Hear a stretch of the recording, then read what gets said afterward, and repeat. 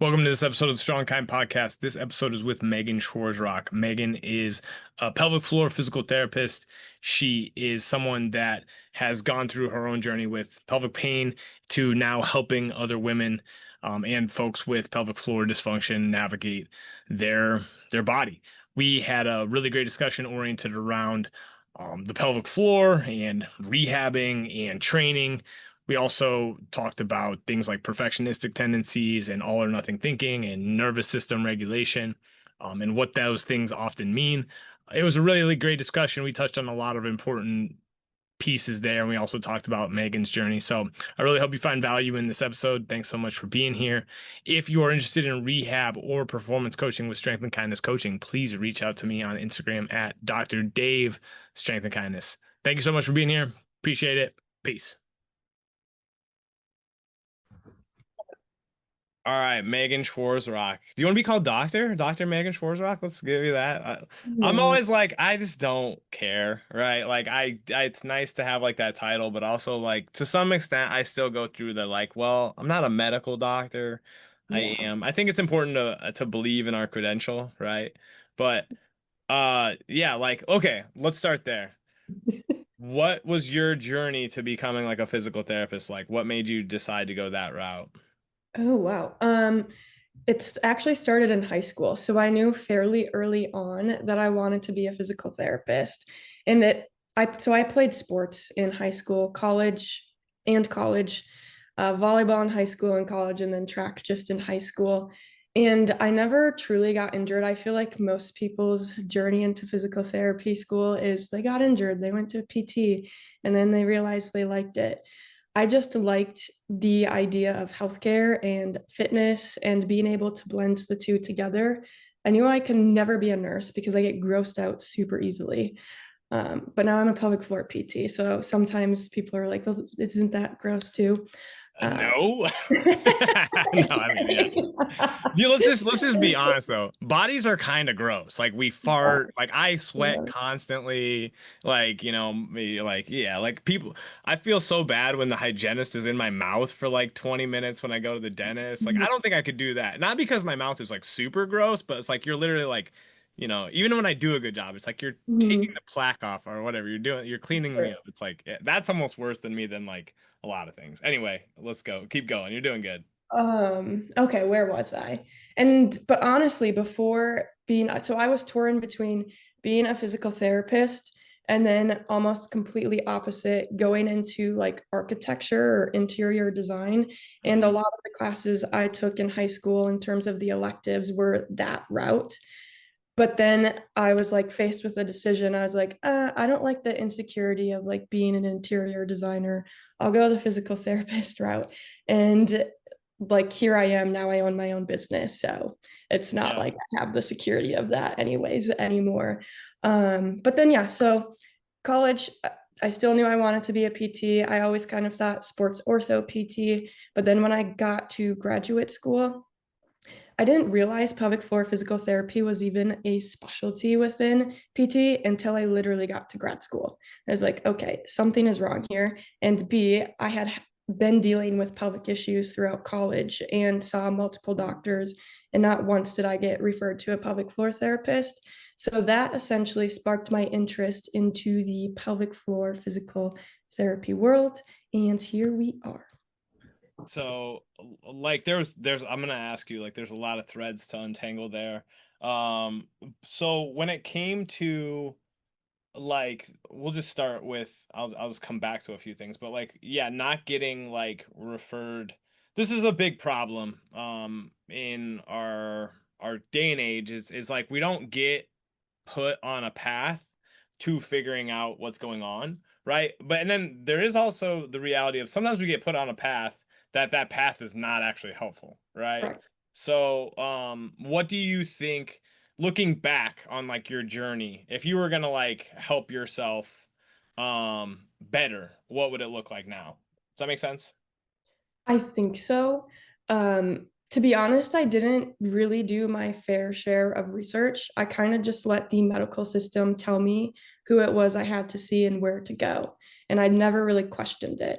And so also thinking back to throughout college, like I just had it felt like chronic nagging injuries that would affect my play, but it wasn't enough to like, oh, you need surgery, you know? And Mm-hmm. I would see chiropractors and it would help with short-term pain relief. And nothing against chiropractors, but sometimes there are some of them who focus just on like 15-minute, we'll do some hands-on work, and I was never prescribed exercise. Mm-hmm. And now that I know what I know, I'm constantly playing beach volleyball in the summer with zero pain. And so I think it would have been just going back to asking more questions and also doing a little bit more of my own research rather than relying on my parents to find it for me and or other medical doctors to be like, this is who you have to see.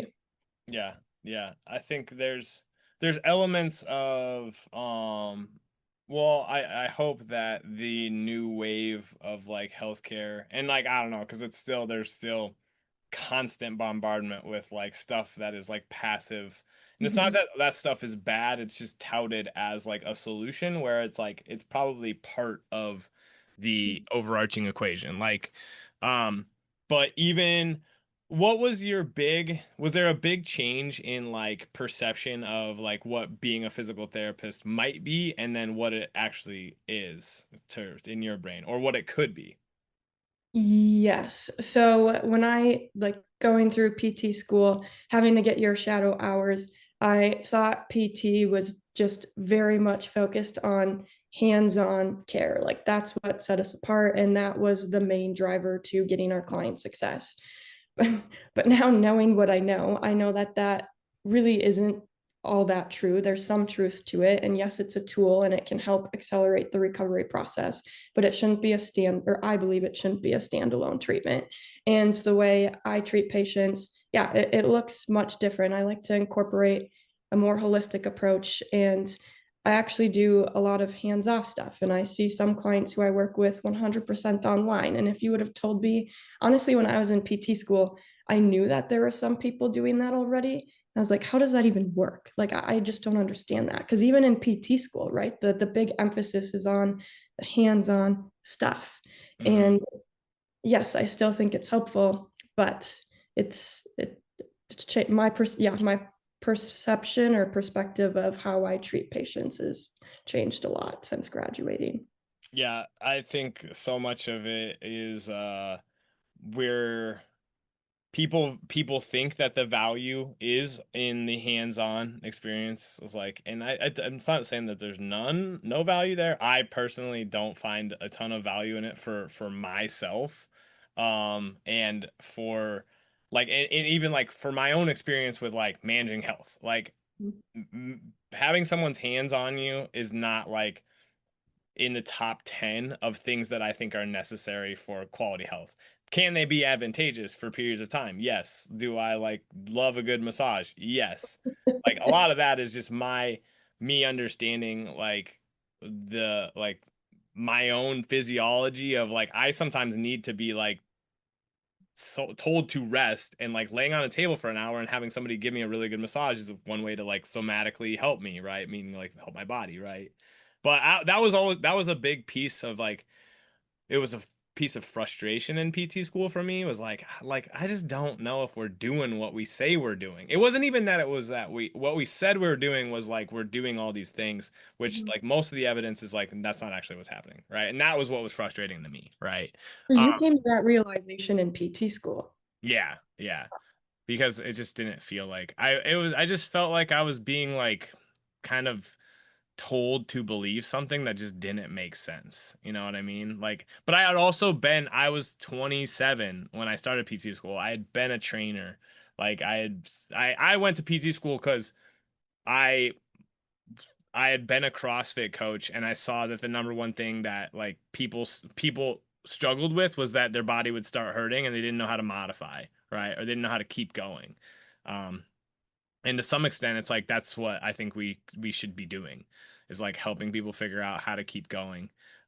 Because physical we all know physical activity is really good for us, like strength training, running, playing sports, XYZ, but we have this overarching narrative that like we're breaking down. When it's really like, no, you just becoming an adult is hard and we're not prepared for it and we're overwhelmed and we have so many things that are we have to navigate that exercise quickly gets put to the back burner because it's hard and it's not as fun as when you're 16 years old and playing sports, right?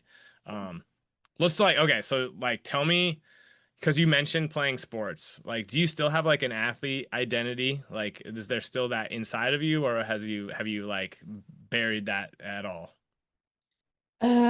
I would like to say I buried 95% of it. And I think this stems from my all or nothing mindset that I had growing up. And I realized how like negative it could serve me to have that mindset.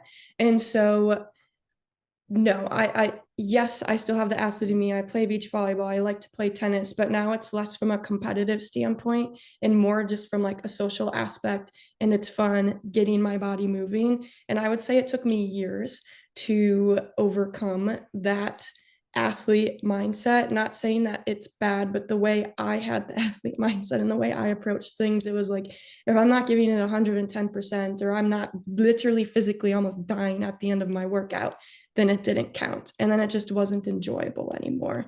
And so there was a period of time where I kind of lost my love for fitness because of that when I graduated college. And I like slowly past graduating grad school started to come back in love with fitness again, but realizing I can't approach it with that maladaptive behavior. Yeah, like you're touching on a chord that I think a lot of people resonate with, and it's like either the all or nothing or the go hard or go home or the no pain or no gain type of mentality, and it's like I think I don't know. My hypothesis is those stem from just like we're just kind of brought up to be like relatively black and white thinkers, right? And so like oh, and you have to. It's just so hypocritical. Like we're like, oh, you got if you didn't push yourself to the max, what are we even doing? And it's like, well, nobody's pushing themselves to the max at everything, right? Like I love Kobe Bryant. Like I really love like the Mamba mentality, but like that guy wasn't managing like his own personal finances. He was just playing basketball and getting paid for it, right? He wasn't having to like navigate like he was still having to navigate a tremendous amount of stress and pressure and it was really hard, but he could just go focus on basketball. Where like you're a 22-year-old woman in college and you're like, "Man, I don't know what the hell I'm going to do with my life." And, I got to figure out how to make money and XYZ. It's like we're just not set up for navigating the nuance of this stuff, right? No, not at all. So there's like a little bit of backstory here because like me and Megan know each other like pretty well, like at this point, and uh Megan is what I would qualify as a bit of a perfectionist. Um, so, so let's talk about that and the pelvic floor and like women, if you don't mind. So like, what is it about perfectionism that is affecting that maybe affected you in ways that you didn't understand? Does that make sense? I think so. So I was always taught that going back to the black and white thinking, right? Good or bad. Perfectionism in females is seen as bad. Like overachievers, they're too much, they're too intense. And I realized, well, there's actually two types of perfectionism. It's perfectionists who operate from this like maladaptive state where you criticize yourself when things don't go correctly. You tie your identity to your self-worth. You're focused on the outcome over intentions. And then, yeah, that causes that negative spiral. But then there's this form of adaptive perfectionist where, okay, it's okay to have perfectionist tendencies. It can actually be a really good thing, and you can learn to use those as almost like a superpower, but in a way where you're not criticizing yourself, right? You're coming from a place of self-compassion when things don't necessarily go correctly. And I also realized there's 5 types of perfectionists, and I didn't really realize I identified as a perfectionist until I saw these 5 different types. Because I always thought perfectionism was just like, the classic perfectionist, the overdoer has to have everything done perfectly. I'm like, well, that's me sometimes, but definitely not all the times, and only in things that I'm passionate about. Do you want me to go over the 5 types of Yeah, perfectionists? sure. I mean, I'm aware, but like, it's a good conversation for people. Okay, let's see if I can remember them. So the classic perfectionist is the one that I just described, right? The classic overachiever, overdoer has to have things completely organized.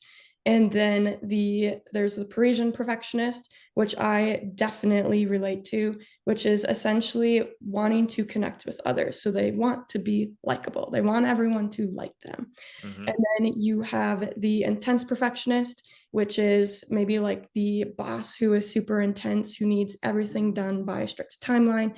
Everything needs to be done perfectly. And then you have procrastinator perfectionist. So they wait to start a task until it feels perfect.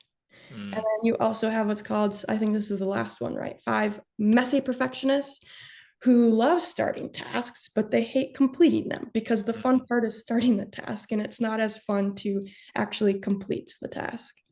Mm-hmm. So Yeah. once I realized those, I was like, oh yeah, I definitely relate to the Parisian and messy perfectionist. And I have started to see in my everyday life, like, okay, this is what I'm doing, even in my business, and how it's impacting how I've approached my business with things as well. And it's been cool to make those changes and see some of the results from those changes.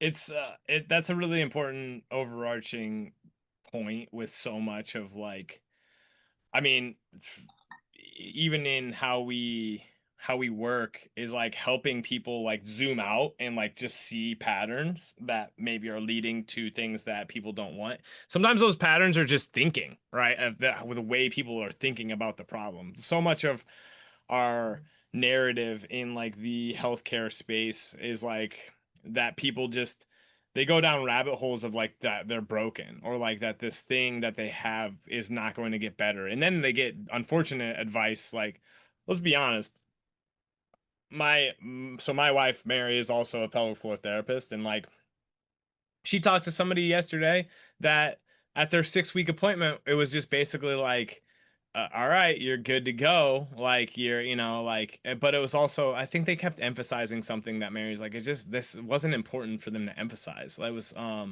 like, and, or that they're just like, yeah, all you need to like Kegel exercises or whatever. And it's like, this, it's not as simple as that, which is good because then we can help match like things to individuals, right? And that's really the game over and over again, right? um but like for you, when you kind of started at these things, like again, yeah, because like you seem very very easygoing, like you seem very like, but how you communicate with yourself, it can also make you in your body feel certain ways. Does that make Oh, sense? yes, absolutely. And that is one of the main things too. It's like to always talk to yourself the way you would talk to a friend, right? Because perfectionists tend to obviously not like failure because they want to be successful and they tend to be high achievers.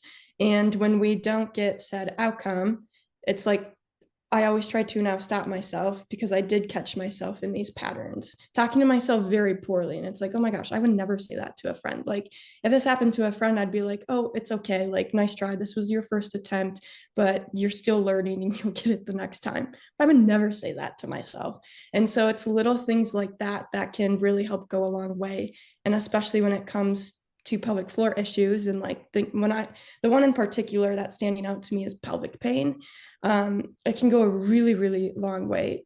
Learning to talk to ourselves with a positive reframe versus these negative maladaptive behaviors. Because, like you said, we just get stuck in this negative loop. Yeah, it's well, and I think so. We can call it like mind body. I think psychosomatic is like the old term that people get a little bit in the eye. Like you're saying it's all in my head. Like, we humans are like physical, cognitive, and emotional creatures, right? Like what we do affects how we think affects how we feel affects what we do. Like, and so yeah, I mean, to some extent, I always like joke like, yeah, like there's a lot of people walking around with like their butthole just so tight, clenched so tight, and they don't even realize it, right? And like, misery does love company. I'm reading this book right now, and it's about like a guy who was a psychiatrist, and it's basically like what I just noticed is the profound effect that humans have on other humans and how miserable we make each other, right? And so to some extent, it's like, well, in our day and age, it's almost gone too far. I think we're almost like too neurotic. Like we've been like everybody's toxic, and but there are people like you shouldn't have some people in your life, or you need to learn to set boundaries. But like also there is learning to navigate people that is just generally good, right? But like for me, and I think me and you've talked about this gently, but a little bit, but like I had like the urge to pee constantly when I was really like in kind of an emotionally like depressed state. And it's like, well, what is that? Well, first and foremost, it's like the urge to pee is something governed to some extent, like that is a cognitive process. And it's like I was afraid.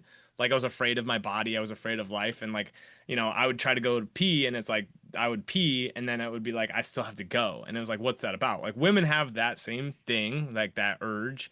And if you're exhausted, if you're fearful, those have effects on your body, right? And so learning to tune those down and like rest is helpful, but I didn't know that. Like I just like this is a problem. I'm like broken type of stuff, right? When it comes to like women and that type of thing, what are the things that you see as maybe the pattern that maybe leads them there? Does that make sense? Pattern that leads them there.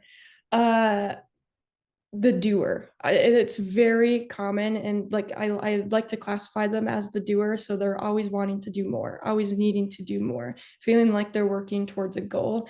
And then people like these types of people also don't like rest, right? So they're constantly doing without giving themselves time to rest. And it's almost like their body goes into a physical burnout. And then this starts to show up as pelvic symptoms, very, very common in females, which pelvic symptoms could be pelvic heaviness, it could be leakage, it could be pelvic pain, anything related to GI. And a lot of times, what I have to do with these clients is they're always wanting more tools, right? Like, okay, Yeah. what's something I can do? Whether it's pelvic wands, more exercises, journaling, more. I'm like, okay, the solution here, and they never like to hear it, as that less is more. You actually don't likely need more, and like we need more rest, and just working on it from, like you said, a nervous system component will actually do more benefit than adding more to your already endless to-do list of things you cannot do. Yeah. It's funny because I fall into that category. It's like, but it really is just doing less better is, and actually taking care of yourself and actually realizing like I see this with people who want to push themselves really hard. I'm sure you see this too. Like the thought is if I do more, things will get better. And like, well, you can only do more when you actually have the capacity to do more, and most people do not. That like what you're really doing is you're trying to add in more to you're trying to use your battery, which is already drained, for more stuff, right? And the only way is to actually recharge and to build a bigger battery. But to some extent, you need the battery charged up to build the bigger battery, For right? sure. Yeah, that's a Um, great analogy. when it comes to, so like you mentioned a lot of good stuff, and like the realization that you didn't even, and like the perfectionist, like we're referencing a book uh called The Perfectionist Guide to Losing Control, right? Do you have it next to you? You have it I close. do. I feel like you keep it close. It's like a totem for you. I'm almost done. I have like that much left. It's taking me forever to read, but Well, it's because you're really into it, aren't you? You're like, this is like, yeah, that's good. Uh it's by Catherine Morgan Shoffley. I think I said her name right. And it's actually a book for women. I was told to read this book, and I'm did like, oh, you this is enjoy it? like, yeah, I read it. So, but it's very much for women. But I do think there is a lot of perfectionism in men just looks different. And but also it's more black and white in thinking in men just looks different.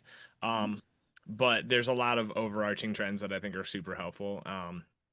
And but like when it comes to, okay, just you had pelvic pain that you didn't understand, like again, hindsight being 2020, like what do you think you need? What do you think you needed? Like, okay, you like get a good. Do you have somebody tell you like this is what we have going on, and like, or maybe if 23-year-old you was in contact with current you, what would current you say to that person? Oh, that's an interesting take. I honestly think going back to how I coach my clients who are the doers, just like less is more. But first, I would obviously start with education and awareness because at that point, I didn't even realize the pelvic floor was a thing.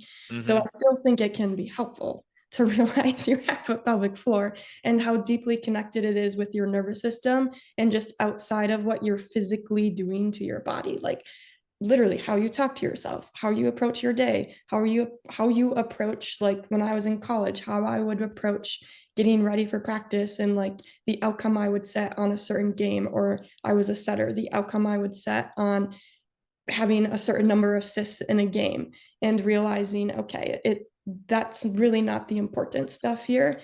And I wish I would have had this book, The Perfectionist Guide to Losing Control. Like that is literally the book I would have gave myself because it is literally, if I could only recommend one book the rest of my life, it would be that book. It has changed my life. It is crazy. So I think honestly, yes, awareness to the pelvic floor is key, but more so just tackling some of these mindset shifts that we've talked about would be the bigger thing.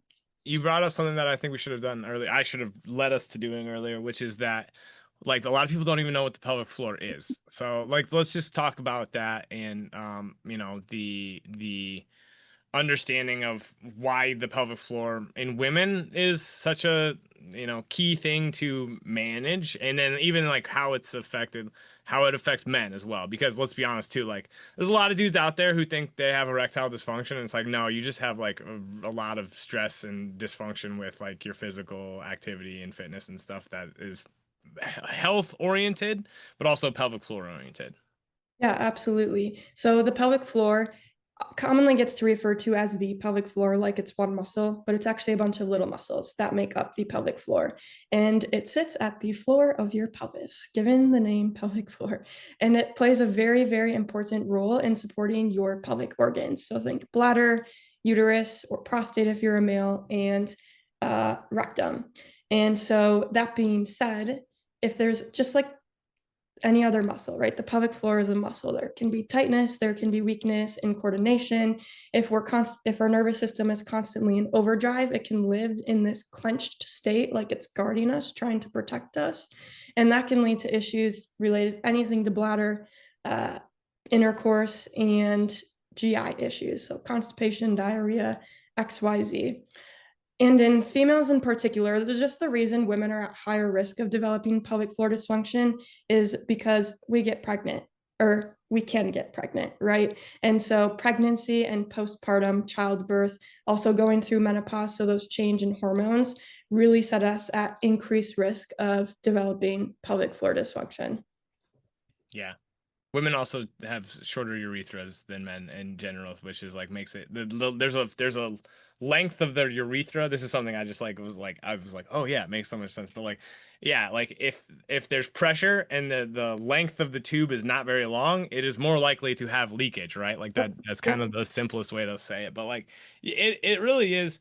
It's also innervated. So for layman's terms, and like again, I would also say, like, in general, take this, like, we're just giving, like, top level Right, stuff right. here. We're not getting super, super into the nitty gritty. Megan's very good at her job. I would trust her very much. But, like, we're also, like, we're not the most nitty gritty of, like, the research oriented, like, types that, like, are going to get into exactly how all these things work to some extent. I think we do a good job of conveying and understanding them. But, like, your pelvic floor is also innervated to some extent by, Your is it? sacral. Yeah. Mhm. Say that again. Your sacral nerve. So Sacral. Yeah, exactly. S2 to S4, I believe.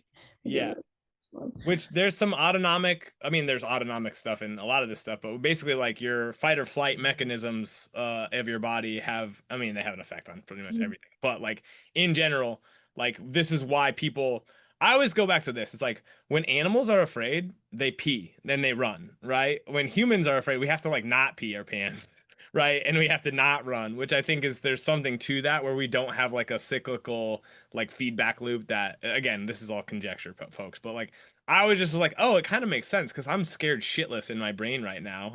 And it was 2020, 21, 21, like, and Mhm. what I was scared of was like these micro doses of fear and anxiety about the future and how crazy the world is and XYZ. And it's like, well, I couldn't even I didn't even realize it, but running probably would have been really helpful for me because I was actually like using some of these stress hormones that I was pumping out all the time, right?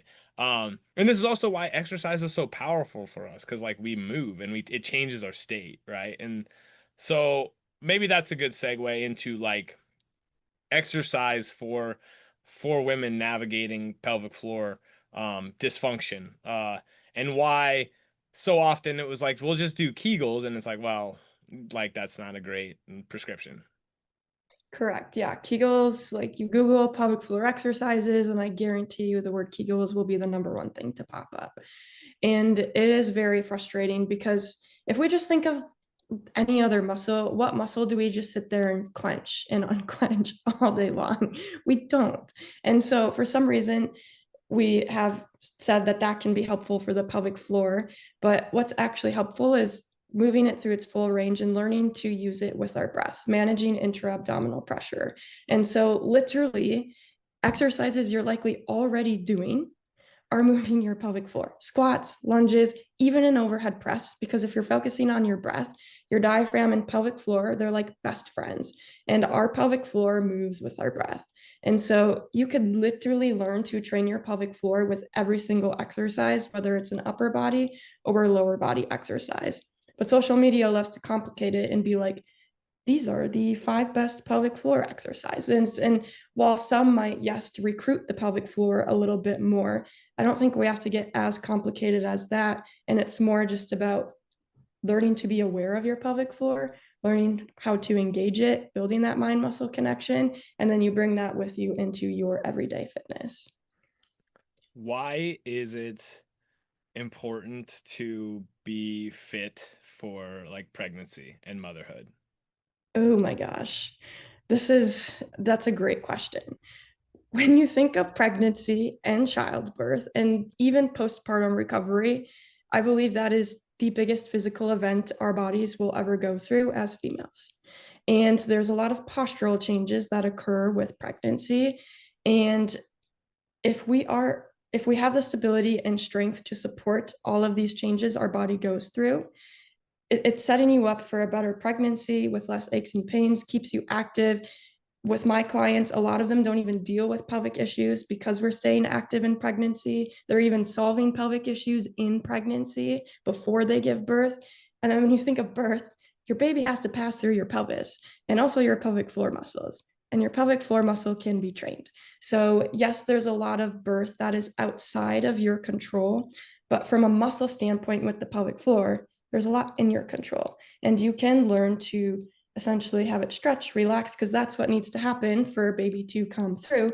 Your uterus pushes baby out, not your pelvic floor. Your pelvic floor has to stretch and relax. And we can train our bodies for that.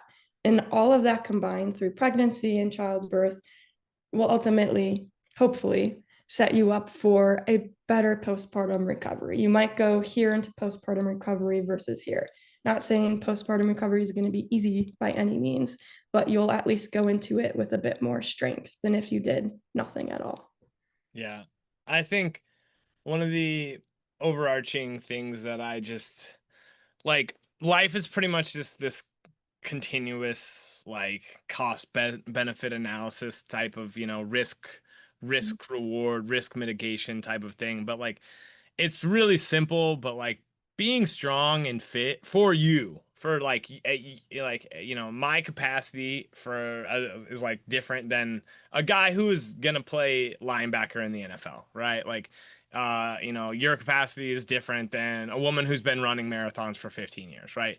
And in different ways, like, because like there might be pros and cons to both those things. I think a lot of women who run and then go through pregnancy, like it is a struggle to return to run because it was kind of easy to run before, and like now it's like you got to like kind of grade back in and build up some stuff, and but like being just it really is just leveling yourself up like physiologically to handle more stress, right? Mhm. Is really what a lot of it boils down to. And the other thing though too, it's like I did not realize, and probably I don't know, I'm a man, so it doesn't really matter, but like that the uterus is what pushes the baby out, right? So like You would be surprised. So many women don't realize that either. I mean, and it's because it's like it's not really something that gets talked about or addressed. And then every time you see like a pregnancy in like a show or a movie, it's like they're like, ah, and it's like that's not actually like what you're trying to do here. Like, it was very insightful. Like, we had a great midwife, and then Mary was like, basically, it's like, all right, so let's give it another one where it's like the uterus is doing the work, and like Mary is trying to help with basically abdominal pressure, intra-abdominal pressure, right? Um, and then like she's also then like relaxing, like trying to relax between the. It was like it was such a trip. It was like such a it was like a weird thing, but it was really cool. Freaky as hell. I don't think I could do it. I don't know. Men could not do it literally. So I mean, I will say, like, this is my specialty is helping pregnant and postpartum women.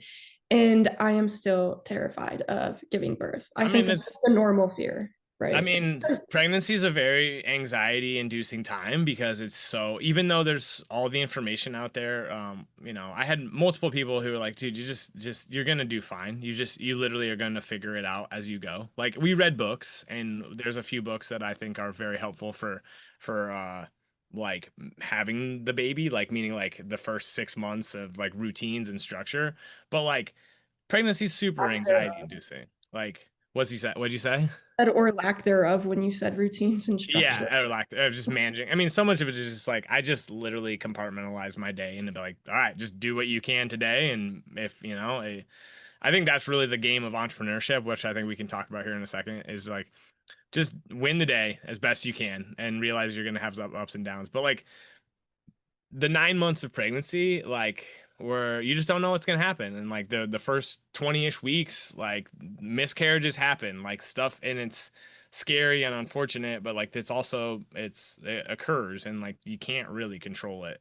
So there's a lot of lessons in that, but um, yeah, it's really important, and like, and that's another thing. It's like Mary was helping people do it before, and then she went through it herself, and now I think there is a level of like it was good to have learned all these things, and now she's changed, like she's changed as like yeah, like it. And so but you don't have to. It's the same thing as like being a PT helping people with ACLR. Like you don't have to tear your ACLR to do a good job with this stuff, but the more you're going to be prepared, if if that you go down that route, hopefully better than a lot of people, right? So which Absolutely. I think you're on that on general.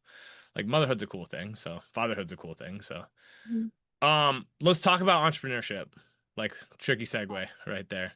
But you said you wanted the safety and security of something, right? And then you went into like the thing that in a lot of ways being an entrepreneur has more security if you're willing to figure it out, right? And what I mean by that is like basically like I kind of trust that I can figure stuff out, right?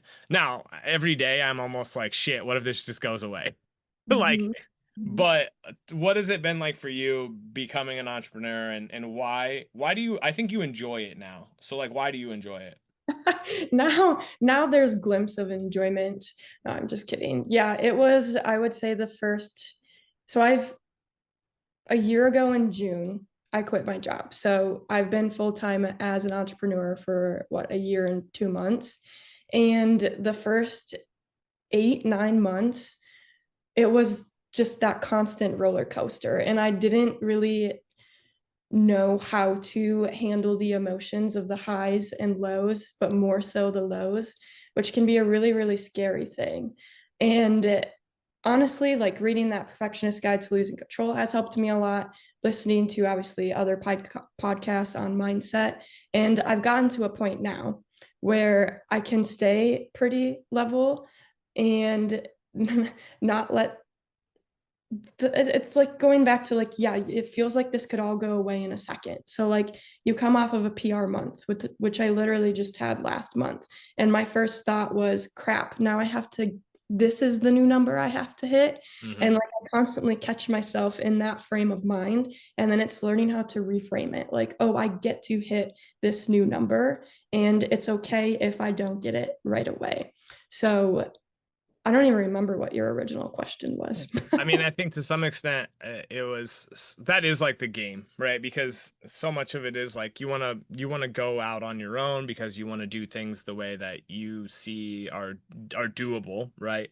Um, for me, it was just like what I actually want to be doing with people is what I am doing now. Whereas like in the clinic, it was some weird middle ground. If I was in an outpatient clinic, which I don't think I could actually go back and work in I don't think I'd go back to a normal job, to be honest.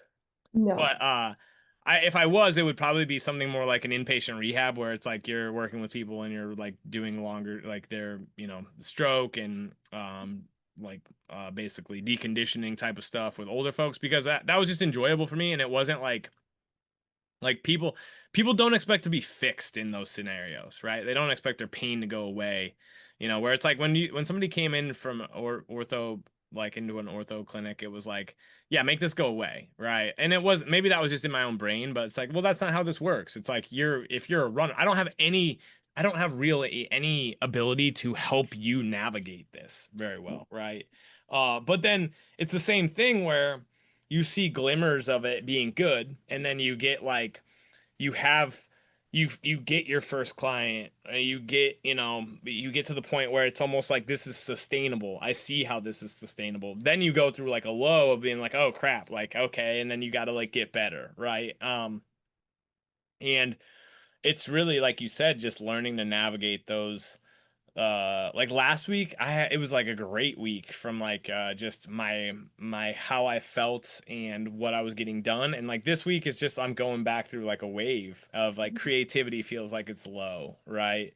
um there's just a little bit more like managing your schedule is always a piece of it, right? And like because the cool part is you could do what you want, right? But you have to like if you want to travel, you can travel and work, but like traveling and working is tricky, right?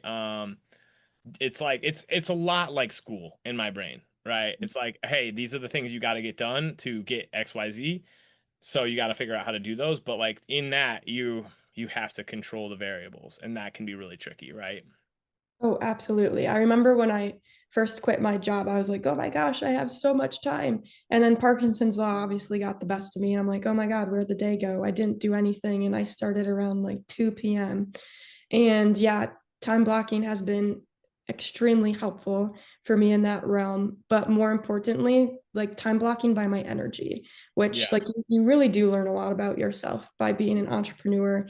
And it's okay. I have to prioritize my energy demanding tasks in the morning, which tend to be the tasks that I don't find as fun.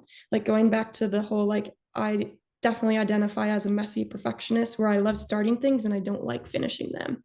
So I can start my day super high energized, but if I leave client programming to the end of the day, which takes a lot of my energy, and for some reason I don't find that as fun as some of the other things, I just like won't get it done. Hmm. Yeah. It's you Yeah. have to. I mean, that's the way a lot of people are with programming because um it is one of those things. I think this is one of just to tie everything back together to like physical therapy. Like exercise programming is really important, but it's really more so the understanding that like this is what you need and this will be helpful. This is a good dose of activity for you because a lot of things can work. And that almost is what incites the like procrastination with it. It's like, well, a lot of things can work and like there's probably never ever like a perfectly dialed in things for because as soon as you give somebody something and they like it for like 2 weeks, it kind of changes. Like what they want to do changes a little bit, or they want to push it or XYZ. There's always like an internal debate between somebody doing exercise and like the person maybe prescribing it or helping them navigate it, right? There's like always a little bit of tension in like what should I be doing? Well, it's like, well, what do you want to be doing? Right? So it's hard. And like that's because I've been doing this for a while now. I've been programming exercise in various forms for people in a while and for a while and it's still like the thing that I know I'm gonna get done, but it's like when am I going to do it? Right. And I'm very much like you. I think in the messiness, I love to start stuff. But finishing stuff is not always my best, like my strongest suit. I always finish stuff, but it's like I love to start stuff. For sure, for sure. When it comes to like the what is something that okay, how old are you now, Megan? I'm just curious. 27. 27. So like what do you envision for just the state of like your business, let's say in like 5 years? And like you and how are you gonna ride those waves? Well, that's a fun question to answer. So I very much operate from the standpoint that literally tomorrow could change anything, which can be a good thing and also not as great of a thing when it comes to like mapping out your 5 year vision with Yeah. business and making sure you're on that straight line to get to that 5 year goal. I have like multiple 5 year goals that I would be okay with. And a lot of it's because I don't like feeling like I'm stuck to a certain outcome or a certain plan that I can't veer off of. I like being able to have multiple avenues. But long story short, in general, like with my business, I would love to have a 7 figure business because I would love to be able to have employees where they can work for a company that they truly enjoy working for and give clients the care that they really need. If that were in Chicago, that would be great. But also, I'm not from Chicago, and neither is Kevin, my boyfriend. And so I'm from Minnesota, he's from Wisconsin. There's a point we can move back. So just all of that kind of blurs the 5 year plan. But I have intentions to grow the business. I do know that. Yeah. And in terms of what was the second part to that question? I think I forgot it. I think that's where both of our brains are like, oh, yeah. Like, because honestly, what was really resonating is like part of my biggest problem is like I don't know exactly what I want, and I don't think really, I don't, I think some people can kind of have like the straight line and like stay on it. I think for me, it is kind of a exploratory. So it's funny because like when I look back on like in the last 5 years. So just August 2020, like this time, August 2020, I was starting into a very anxious and depressive state. And then August 2021, I was like 3 months into business and figuring shit out. And then like this year, it's like I've done everything that I kind of think I wanted to do in like August 2021, right? Um, now, but is it exactly maybe how I envisioned it? I don't think it is, right? But like as far as like what my business is doing, who it's helping, what it's allowing me to do, it's like I've hit a lot of these things. Mhm, Um, sometimes I think me and Megan are in the same. We're in the Honey Badger project together, which is like a coaching and consulting uh like group. And I sometimes just like I'm almost like happy, like I'm almost too happy to keep striving. And then so it's like kind of figuring out how to motivate and strive when you're like doing stuff that it feels good. Like because to some extent it's the same journey with exercise. Like we can get obsessed with like oh, I gotta do this, I got a PR here. And then like don't get me wrong, like those are cool. Like running faster, lifting heavier, like those are things you should pursue, but sometimes you just kind of gotta do it because it makes you feel good. And mhm, it that's and you know that it's benefiting you in the long run, right? Now I'm also like very growth obsessed. So it's like, okay, but I also have a 9 month old and we're gonna have more kids, and it's like, okay, there's gonna be seasons of life mhm, that you're learning to navigate and you can't I think I think living is growing, like, so I mean what I mean by that is like there is no like maintaining, like you have to grow, but how you grow sometimes is not look like vertical, it looks like just like roots, right? So anyway, I think my overarching question is like, well, you mentioned like if you built something bigger, it would be in service of employees, which I think a lot of us want to do. Is like there are people who want to be employees for good groups. The hard part there is like growing a business is not easy. Like it's like stressful when it's just you, and to some extent when it's just you, you can control a lot of variables. And like when it becomes a team, Like you gotta help other people bring home the bacon, quote unquote. And like that's scary and hard, right? And you gotta have good culture fits and all that type of stuff. Uh, but I'm very much in the same. Like I wanted, if I do go down that road, it's like I actually want to create good jobs for people, right? And that's like the scary thing is like, well, if I make a job that's like shitty for somebody, I'm gonna feel bad about it, right? For sure. For sure. Okay, so what are you doing the rest of the summer? What's on the agenda? Really close in front of you. Oh, it's travel. I wanted to ask you about like travel. Like, why is travel so important to you? Why is travel so important to me? It truthfully has always been very important to me. I remember from a little girl, like always looking up places to go, wanting to see places.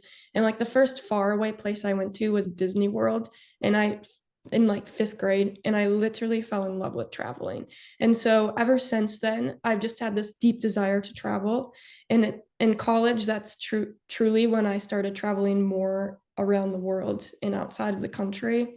And there's this book called Die with Zero. I'm sure you've read it. I need to. So it's on my list. I think you're the one who turned me on it. It's Bill. Is it Bill Perkins? Yeah. And I think that's also partly why I don't have a super strong 5 year business vision because I to a fault do a really good job of living in the moment, sometimes too much so where I like can't plan ahead or think ahead. And that's kind of what traveling is for me. I don't have a family yet. Kevin and I plan to have a family.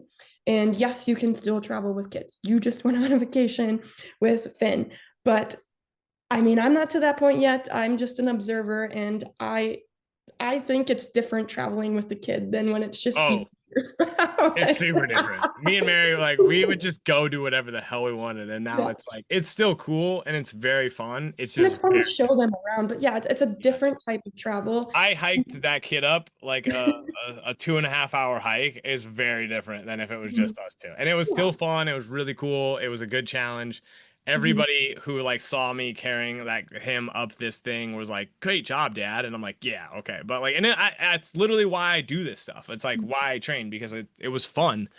But yeah, like we're in our hotel room at 7 o'clock at night, like chilling out, as opposed to going out and getting like dinner and hanging out in that regard. And that's it's just changed. But there'll also be a point where we get past that, and it'll be more like a normal, like a quote unquote normal vacation, For right? So sure. For yeah, sure. It will be yeah. fun to show them around. But Well, yeah, just to your point, I do think like things don't motivate me nearly. I still get motivated by stuff, right? It's still cool to like achieve, like my basketball hoop, like, but like I mean, again, that's like a $500 hoop, not the end of the world. But like experiences are really, I think, like what are is it become the driver for me. So like and travel is awesome. It's also hard. Like it's a disruption of like your normal routine, but it's also it can be a really good disruption. Like I needed to go on vacation a week and a half ago. Like I needed it. I needed to disconnect. And I need to do something different. And so I think that's super powerful and it's just such a powerful. It's really so if we want to tie this into something, I think like okay, pain is the definition of pain is a physical, cognitive an emotional experience that is like brings about alarm, right? And my philosophy is like, well, part of this is giving you new experiences. Like different if you have back pain with deadlifting, it's like, well, let's change the experience of deadlifting by changing a variable, right? And that's really cool. Travel is like the ultimate hack for like getting you out of it, giving you a new experience that makes you excited to live, in my opinion. yes. And I have so many clients who deal with bladder urgency or bladder issues like urgency, frequency, leakage. Because it's not really a bladder, but pelvic floor issue related to Yeah. bladder. Yeah. And I literally just a month ago had a client go on a trip to Italy who I've been seeing her for quite a while now. And she's like, I had zero issues that whole time I was there. Yeah. It's like, Yeah. yeah, that's like a very normal thing I see as a physical therapist when clients leave their everyday life and the stressors of their everyday life and they're just enjoying themselves in Italy or whatever it is. Literally all those symptoms disappear, which is just ever more the reason like okay we've got to figure out how are you going to go about your everyday life with these stressors and build up the tolerance Yes. to it so you can live like you live in Italy. Yeah.